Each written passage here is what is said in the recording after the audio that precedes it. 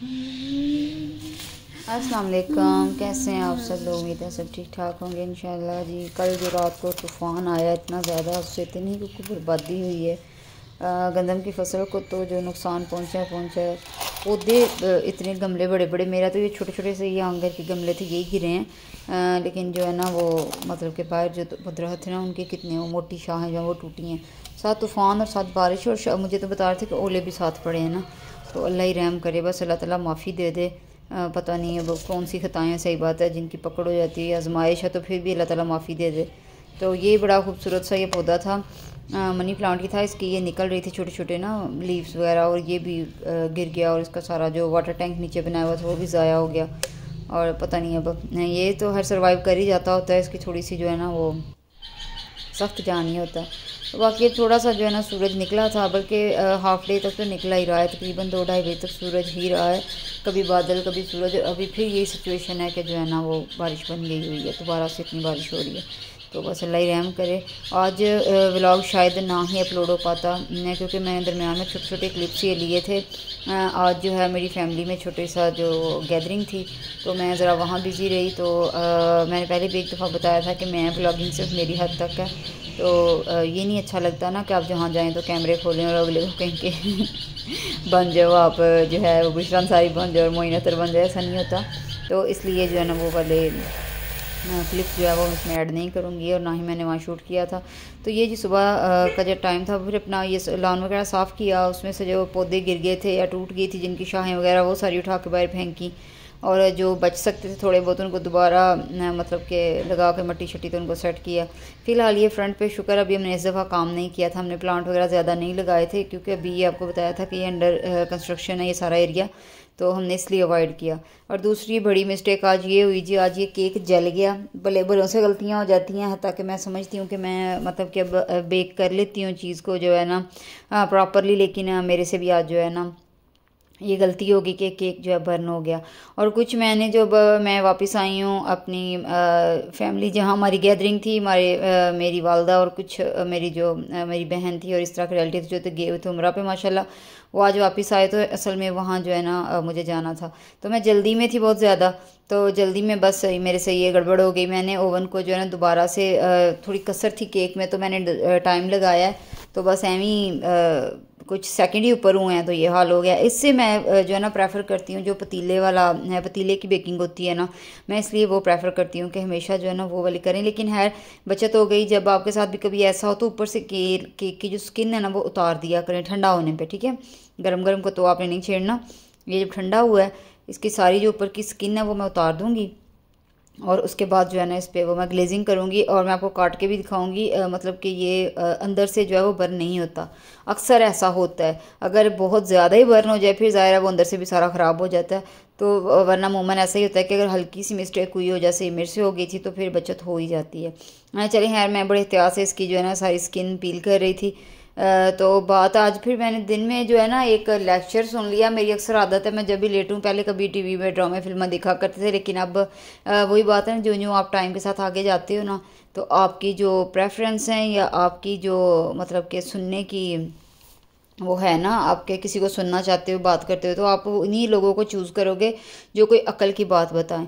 तो मैं मतलब इनको मैं अक्लमंद होने का सर्टिफिकेट नहीं दे रही, मैं वैसे बता रही हूँ कि ज़ाहिर है दानिश्वर बंदा दानिश्वर ही होता है। तो डॉक्टर वसीम और डॉक्टर अफ़ान की एक पॉडकास्ट मैंने सुन ली, इतनी उसमें वासफ़ अली वासफ़ साहब की उन्होंने कमाल बातें की हैं ना, आपने कहना है कि ये पता नहीं अब किस तरफ चल पड़ी है बीबी। उन्होंने बड़े अच्छे टॉपिक पे बात की। उन्होंने जी बात की मादियत पे और मादा परस्ती पे, और पाकिस्तान में उनके मुताबिक ये दोनों चीज़ें जो है ना अपने अरूज पे हैं इस टाइम, जहाँ कहीं अखलाकियात खो गए हैं। और बड़ी उन्होंने अच्छी बात की, उनकी मुझे इतनी ज़बरदस्त बात लगी। उन्होंने कहा कि ये जो परेशानी होती है, देखें आप कहते हैं कि हम परेशान हैं, तो आप परेशान जो है ना वो आप अपने हालात पे परेशान नहीं, अपने ख्याल पे परेशान है, ख्यालात आपके परेशान है। तो बात इतनी समझने वाली थी, शायद आपको भी समझ आई हो। कोई भी मसला जब आता है ना, अल्लाह की तरफ से आता है, बेशक अल्लाह की तरफ से आता है। वो मसला उतना मसला नहीं होता जितना हमारे दिल में वहम आके, तो हम जो है ना उसके मतलब कि समझ ले कंट्रोल में आ जाते हैं। वो वहम जो होते हैं ना, जो हम खुद से ही बना लेते हैं कि एंज होइएगा, एंज ना कीता एंज होइएगा। वो एंज के चक्करों में ना हमारा जो दिमाग है ना वो बिल्कुल ही जो है ना वो सिफर पे चला जाता है। फिर हमें नहीं समझ आती हम क्या कह रहे हैं, हम क्या किसी को बोल रहे हैं, क्या मसाइल चल रहे हैं। बस ये बता बड़े परेशान बड़े परेशान बड़े परेशान। हालात वहीं के वहीं खड़े होते हैं, वो शायद मज़ीद नहीं बिगड़े होते, लेकिन हमारे जो ख्यालात हैं वो बड़े बिगड़ चुके होते हैं। तो जो है ना उनकी ये बातें इतनी ज़बरदस्त, और दूसरी उन्होंने जो बात की इतनी कमाल की बात, यकीन करें उन्होंने कहा कि जो शेक्सपियर था उन्होंने मिसाल दी। शेक्सपियर जो है इतनी मुद्दत तक वो सिर्फ थिएटर का पर्दा उठाने में और गिराने में लगा रहा, लेकिन उसकी ऑब्जर्वेशन बड़ी स्ट्रांग थी, वो ऑब्जर्व करता था। और बाद में जब उसने कलम पकड़ा और उसने लिखना शुरू किया तो फिर तो कमाल ही उसने कर दिया, ऐसा उसने कमाल कर दिया। ये बात उन्होंने मतलब कि डॉक्टर वसीम ने एक और जो आए थे वो पब्लिशर थे कोई, उनसे उन्होंने ये डिस्कस की। तो मुख्तसर बात को आसान करके अगर मैं बताऊं कि अगर ये हम घर की भी रूटीनें कर रहे होते हैं ना, आपके साथ हम ये शेयर कर रहे होते हैं रूटीनें ये सारा कुछ, तो आप जो है ना इस बात से अंदाज़ा लगा लें कि जब कमेंट में कोई कहता है आप अकेले मैनेज कैसे कर लेती हैं, तो जहाँ ख्यालात जो है ना आप पे हावी हो जाए ना, मतलब पंजाबी में आसान लफ्ज़ों में बताऊं कि जिथे सोच सोच के तुसी काम मोटा वड्डा नहीं, सोच बड़ी बड़ी बना लेनी है। एक काम ये छोटा सा है, थोड़ा सा ये काम ख़राब हो गया, मैं अब ये केक जो है इस तरह बर्न हो गया, मैं अब पूरा घर सर पे उठा लूँ, आहो बका शुरू कर दूँ, एदा स्यापा ला उदा स्यापा ला, तो उसने ठीक तो नहीं हो जाना। तो आप जो है उसको मतलब कि कूल एंड काम तरीके से अगर उसको हल करने की कोशिश करो, फिर शायद जो है ना वो कोई हल निकल आया, आपका बच जाए, आपके हिसाब पे जो सवार हो गया था वो भी बच जाए, आप उस चीज़ से भी सारी फैमिली बच जाए। घर वालों ने तो कहना बीबी अगू तू केक ना बनाई, तेरी मेहरबानी आड़ी क्लास ना लाई। तो ये बात है, ये छोटी सी शायद अब आपको मिसाल जो है ना वो समझ आ जाए। तो क्या होता है कि मसला इतना बड़ा नहीं होता जितना हम सोच सोच के उसको अपने सर पे तारी कर लेते हैं। और दूसरी बात उन्होंने व्लॉगर से मुतल्लिक़ जी बताई, मैंने तो सच्ची में कानों को तेल लगा रही, मैंने कहा शायद हमारी भी शामत आने लगी है। लेकिन उन्होंने कहा कि व्लॉगिंग बुरी बात नहीं है, मेरी खुद मिसेस जो है वो कैमरा पे आती हैं, व्लॉगिंग बुरी बात नहीं है, लेकिन ये जो व्लॉगिंग को आप इतना ले गए हो ना, मतलब कि अल्लाह माफ़ करे वल्गैरिटी की हद तक, उससे बचो।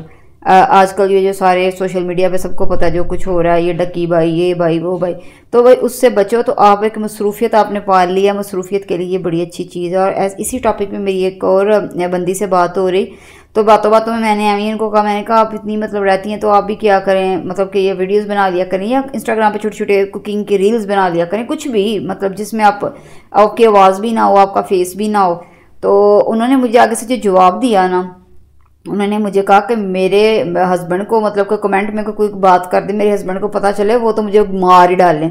तो जब वही हस्बैंड की फैमिली आपको दिन में इतनी दफ़ा मार रही होती है, तो वहाँ हस्बैंड को क्यों नज़र नहीं आ रहा होता, वहाँ उनकी अकल क्यों काम नहीं कर रही होती। एक सोचने लॉजिक वाली बात है ना, मतलब कि आप अंदर ही घुट घुट के मर जाओ, वो खैर है, कोई आपको कुछ ना बोल दे तो कोई क्यों भाई बोलेगा। डॉक्टर मिसबा हैं, आप कभी उनको विजिट कीजिएगा, उनका पेज, वो एक आलमा है, उन्होंने अपना एक व्लॉगिंग का चैनल भी बनाया हुआ है और व्लॉगिंग भी करती हैं और अपनी फैमिली के साथ करती हैं, फेसलेस मतलब नकाब में होती हैं। इतनी वो कारआमद बातें बताती हैं, इतनी मुफीद बातें बताती हैं जिससे माशरे का बड़ा भला हो रहा है।